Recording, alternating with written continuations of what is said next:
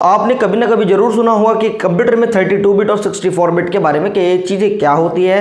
तो बहुत से लोगों ने मुझसे पूछा है कि एक्चुअली में ये 32 बिट और 64 बिट होता क्या है। तो आज की इस वीडियो में आपको इन्हीं चीज़ों के बारे में बताने वाला हूँ। नमस्कार दोस्तों, मेरा नाम है जय, आप देख रहे हैं टेक्निकल पार्चा। आज की इस वीडियो में हम बात करने वाले हैं 32 बिट या 64 बिट के बारे में।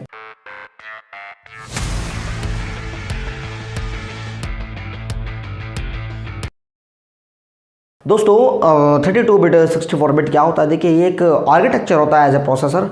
आर्किटेक्चर का मतलब क्या होता है? देखिए, उस प्रोसेसर की बनावट से या फिर वो किस टेक्नोलॉजी पे बनाया जा रहा है या उसकी नैनोमीटर टेक्नोलॉजी क्या है, उससे एक तरीके से आप कह सकते हैं ऐसा।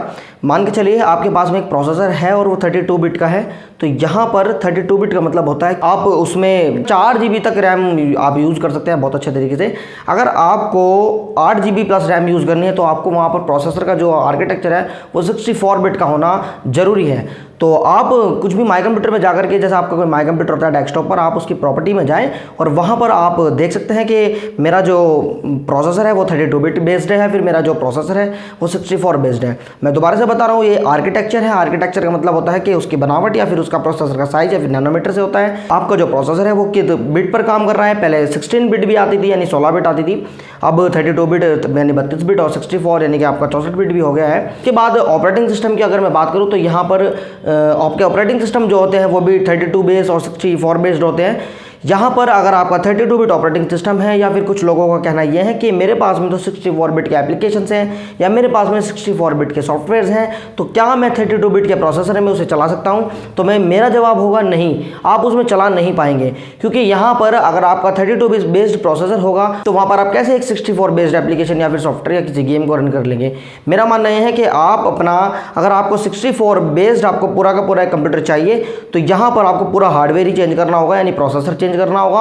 उसके अकॉर्डिंग आपको 4 GB प्लस या उसमें रैम यानी 8 GB या फिर 16 GB आप उसमें रैम यूज़ कर सकते हैं। मेरे अकॉर्डिंग या फिर आपको पता होना चाहिए कि 64 बेस्ड अगर आप CPU लगाते हैं, प्रोसेसर लगाते हैं, तो यहाँ पर आपका जो रैम है वो आप 2 TB तक आसानी से लगा सकते हैं। जैसे मैं अभी बात कर रहा था ऑपरेटिंग सिस्टम की, ऑपरेटिंग सिस्टम भी दो उसमें आते हैं, 32 बिट और 64 बिट में। तो यहाँ पर 32 बिट को 86 भी बोल सकते हैं और यहाँ पर 64 बिट को 64 बिट बोला जाता है। यानी कुल मिलाकर के बात यह है कि आर्किटेक्चर ऑफ द कंप्यूटर, कुछ लोग ये भी मानते हैं कि एक जो हम आपका पूरा का पूरा जो कंप्यूटर होता है, CPU होता है, पूरी मशीन को, पूरे डब्बे को आप क्या बोलते थे? आप बोलते थे CPU है, बट CPU वो नहीं होता। अंदर एक माइक्रो प्रोसेसर की एक चिप लगी होती है जिसे CPU या फिर सेंट्रल प्रोसेसिंग यूनिट बोला जाता है। एक चिपसेट होती है और बहुत सारे ट्रांजिस्टर, लाखों करोड़ ट्रांजिस्टर मिलकर के एक प्रोसेसर को बनाते हैं। तो यहाँ पर आप सभी को पता होना चाहिए कि प्रोसेसर छोटी सी एक चीज़ है जो ब्रेन ऑफ कंप्यूटर भी बोला जाता है। अब वही 32 बिट होता है और वही 64 बिट होता है। 32 बिट है तो आप उसमें 32 बिट का ऑपरेटिंग सिस्टम यानी विंडोज़ को यूज़ कर सकते हैं। उसके अकॉर्डिंग आपकी रैम 4 GB तक आप उसमें यूज़ कर पाएंगे। और अगर आपके पास में 64 बिट का प्रोसेसर है तो आप अपना आसानी से जाकर के उसमें 64 बिट के एप्लीकेशन, 64 बिट की विंडोज़ या फिर आप 8 GB से ऊपर तक की रैम उसमें लगा सकते हैं। तो उम्मीद करता हूँ आप सभी को वीडियो बहुत अच्छा पसंद आया होगा, अच्छी लगी होगी वीडियो को।